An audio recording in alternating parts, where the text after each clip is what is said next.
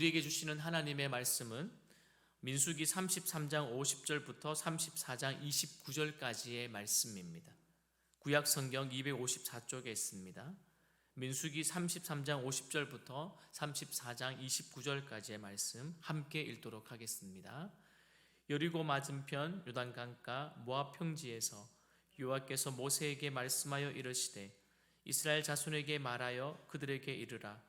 너희가 요단강을 건너 가나안 땅에 들어가거든 그 땅의 원주민을 너희 앞에서 다 몰아내고 그 새긴 석상과 부어 만든 우상을 다 깨뜨리며 산당을 다 헐고 그 땅을 점령하여 거기 거주하라.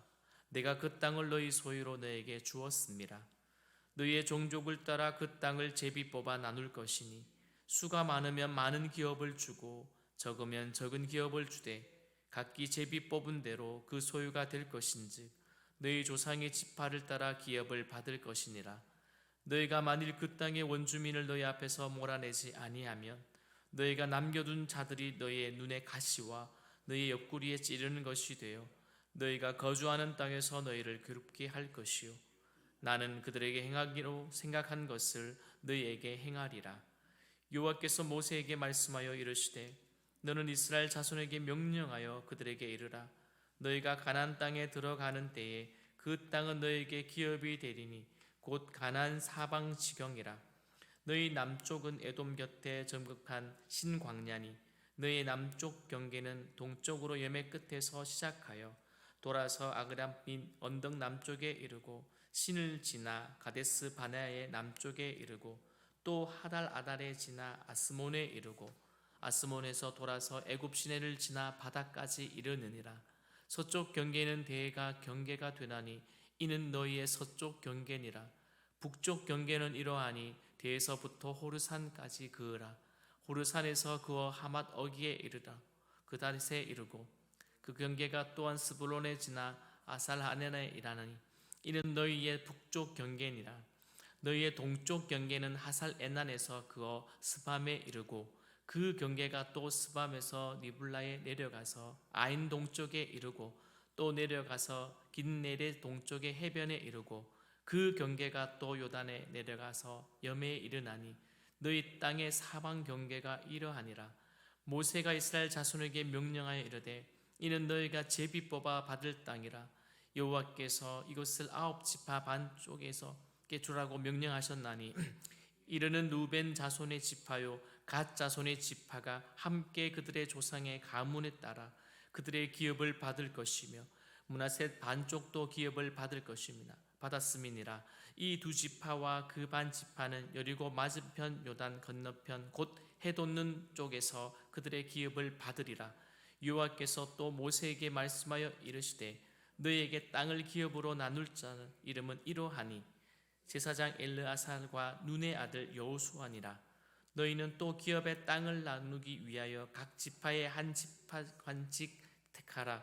그 사람들의 이름은 이러하니 유다 지파에서는 여분네 아들 갈렙이요 시므온 지파에서는 아비누스의 아들 스무엘이요 베냐민 지파에서는 기슬론의 아들 엘리다시요 단 지파에서는 지휘관 오글리의 아들 붓기요 요셉 자손 중 므낫세 자손 지파에서는 지휘관 에봇의 아들 한니엘이요 에브라임 자손 지파에서는 지휘관 십단의 아들 그무엘이요 스볼린 자손 지파에서는 지휘관 바레락의 아들 엘리사반이요 이사갈 자손 지파에서는 지휘관 아산의 아들 발디엘이요 아셀 자손 지파에서 지휘관 스몰리의 아들 아이우시요 납달리 자손 지파에서는 지휘관 아미우스의 아들 부다헬이라 하셨느니라. 이들이 여호와께서 명령하사 가나안 땅에서 이스라엘 자손에게 기업을 받게 하신 자들이니라. 아멘. 오늘 본문은 아론이 호르산에서 죽은 후에 여리고 맞은편 요단 강가 모압 평지에서 하나님이 모세를 통해서 이스라엘 자손에게 가나안 땅에 들어가면 원주민을 다 몰아내고 그들이 섬겼던 우상과 산당을 헐고 그 땅을 제비 뽑아 기업을 나누라는 명령입니다. 여러분, 이는 과거를 통해서 교훈을 얻게 하신 하나님은요 미래에 대한 지침을 주면서 동시에 그들에게 철저한 순종을 요구하고 계십니다. 여러분, 하나님은요 적당한 타협을 허용하지 않으시는 분이시죠. 놀랍게도 만일 그리하면, 오늘 본문에 보니 만일 그리하면 남겨준 가나인들은 어떻게 해요? 가시와 칼이 되어 이스라엘을 괴롭힐 것이고, 또 하나님은 가나인에게 행하고자 하셨던 심판을 누구에게도 행한다고요?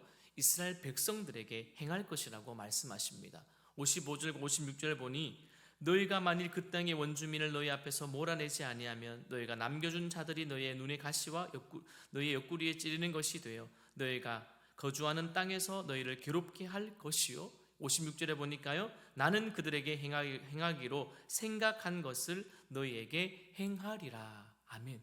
사랑하는 성도 여러분, 물론 하나님은 이미 이스라엘 자손에게 땅을 주셨지만 그 땅에서의 복은 온전히 순종하는 자들만이 누릴 수가 있습니다. 성도 여러분 보십시오. 하나님은 지금 이스라엘 백성들이 과거를 회고함으로 오늘까지 도우시고 인도하시는 분이 하나님이심을 깨닫기 원하셨습니다. 그리고 더 나아가 하나님이 앞으로의 그 여정에도 함께 할 것임을 믿고 가나안 입성을 기대하고 계시죠. 그렇다면 우리들은 지난 과거를 통해서 어떤 교훈을 얻고 어떤 깨달음을 얻고 살아가고 계십니까? 지난 시절을 생각하기도 싫으시지 않습니까? 생각하는 순간 갑자기 이를 갈게 되고 분하게 되고 서글퍼지고 힘들지 않습니까? 여러분, 저도 그렇고 여러분도 그렇고 과거에 지났던 그 삶이 행복이 되어지면 좋겠는데 행복보다는 행복하지 않았던 순간들이 더 오랫동안 기억나게 되어 있는 것 같습니다. 그렇지만 지금까지 지낸 것도 하나님의 함께하심을 기억하시길 바랍니다. 어제 설교를 마무리하고 나서 집에서 아이들과 있는데 큰아이가 이렇게 이야기를 하더라고요. 아빠 요즘 행복하지 않은 것 같다고. 문득 그런 이야기를 하더라고요. 얼굴이 조금 행복하지 않았던 것 같습니다. 사랑하는 성도 여러분, 아이들이 더 잘하는 것 같아요. 우리의 눈빛, 우리의 표정, 우리의 말투, 분위기가 아이들은 엄마 아빠가 행복한지 불안한지를 아는 것 같습니다. 사랑하는 성도 여러분, 과거는 과거이고 앞으로 우리가 살아가는 이 하루, 그리고 앞으로의 하나님께서 우리에게 허락하실 귀한 은혜들을 기대하며 살아가길 소망합니다. 여러분, 또 다른 명령이 나오죠. 이제 본문 그 다음 34장 2절부터 보십시오. 너는 이스라엘 자손에게 명령하여 이르라. 그들에게 이르라. 너희가 가나안 땅에 들어가는 때에 그 땅은 너희의 기업이 되리니 곧 가나안 사방 지경이라. 아멘. 여러분, 여호와께서는 이스라엘 자손이 가나안 땅에 들어가는 때에 이제는 남쪽으로부터 신광야를, 그리고 서쪽으로는요 대해를, 더 나아가 북쪽으로는 호르산을, 마지막 동쪽으로는요 하살 에나를 경계로 하는 땅을 그들의 기업이 된다라고 모세를 통해서 듣게 하십니다. 여러분, 이제 약속이 현실이 될 것이다. 이제 약속이 현실이 될 것입니다. 여러분, 가나안 땅에 대한 최초의 약속, 여러분 기억하십니까? 그 최초의 약속은 누구에게 주어졌습니까? 아브라함이었습니다. 창세기 12장 5절부터 8절에 나오더라고요. 처음에 아브라함을 통해서 가나안 땅에 대한 약속을 주셨고 거듭 재확인되었다가 또한 창세기 17장 8절에 와서 또한 구체적으로 그 아브라함에게 말씀하셨죠. 제가 읽어드립니다. 창세기 17장 8절입니다. 내가 내 언약을 나와 너 및 내 대대 후손 사이에 세워서 영원한 언약을 삼고 너와 내 후손의 하나님이 되리라.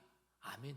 여러분, 그 약속이 이제는 그의 아들 이삭과 또한 이삭의 아들 야곱을 거쳐서 누구까지, 지금 모세에게까지 와서 재확인되었다는 것입니다. 여러분, 하나님은 이제 그 약속이 구체적으로 실현될 때가 되었다고 말씀하시죠. 그리고 3절부터 보십시오. 하나님이 정하신 땅의 경계들이 분명히 기록되어 있습니다. 3절부터 5절에 보니 남쪽 경계입니다. 언급된 지명을 중심으로 정리하면 동쪽 끝인 여메, 그리고 아그람빔 언덕, 더 나아가 신을 지나 가데스 바네아 남쪽, 그리고 하살 아달, 그리고 아스몬 애굽 시대, 그리고 바다한 그 지중해입니다. 이 경계는요 장차 유다 지파가 차지할 땅의 남쪽 경계가 되어집니다. 꽤 넓은 지역이죠. 그리고 6절은요 이제 이스라엘이 차지할 영토의 서쪽은 바다이기 때문에 되게 간단하게 기록되어 있습니다. 그냥 바다, 대해, 다른 말로 지중해이죠. 그리고 7절과 9절에 보니 북쪽 경계에 대한 설명입니다.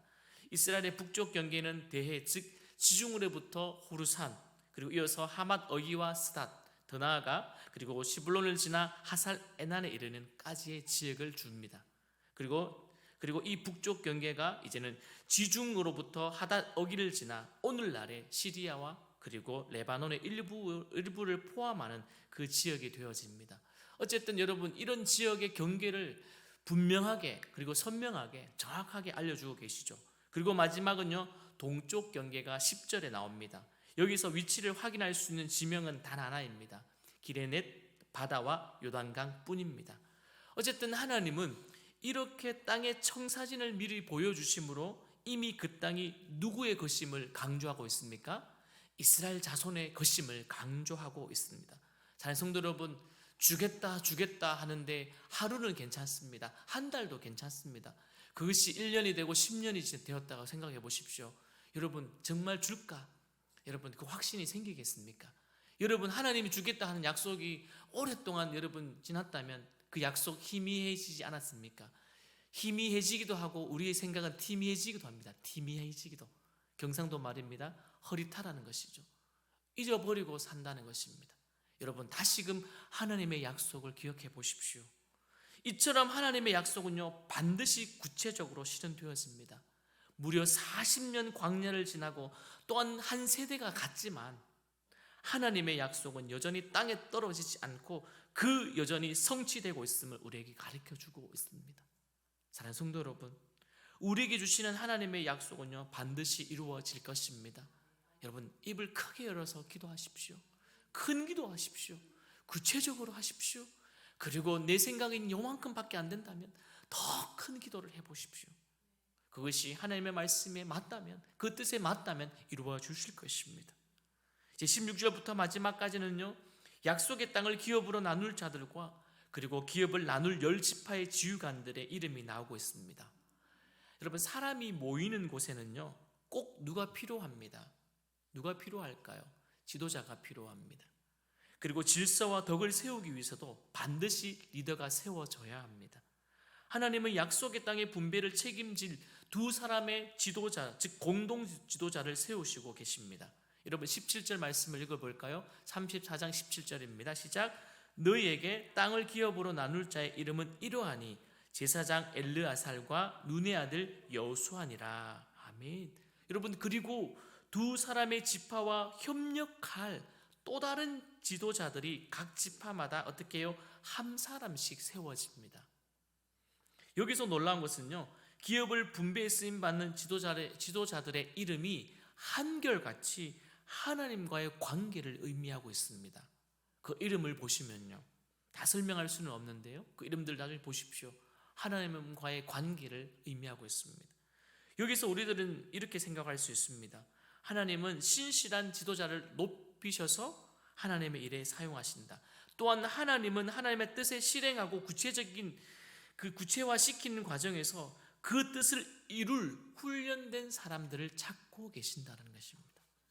그래서 우리는 잘 알고 있는 디모데후서 2장 20절부터 21절 말씀, 큰 집에는 금그릇과 은그릇뿐 아니라 나무 그릇과 질그릇도 있어 귀하게 쓰는 것도 있고 천하게 쓰는 것도 있나니 그러므로 누구든지 이런 것에서 자기를 깨끗하게 하면 귀히 쓰는 그릇이 되어 거룩하고 주인의 쓰심에 합당하며 모든 선한 일에 준비함이 되리라. 아멘. 하나님께 쓰임 받을 수 있도록 우리는 어떻게 해요? 늘 준비되어 하나님의 주의 군사로 살아가기를 원합니다. 더불어서 오늘도 우리에게 주신 그 약속 붙들고 오늘도 살아가는 여러분과 저가 되어지기를 주님의 이름으로 축원드립니다.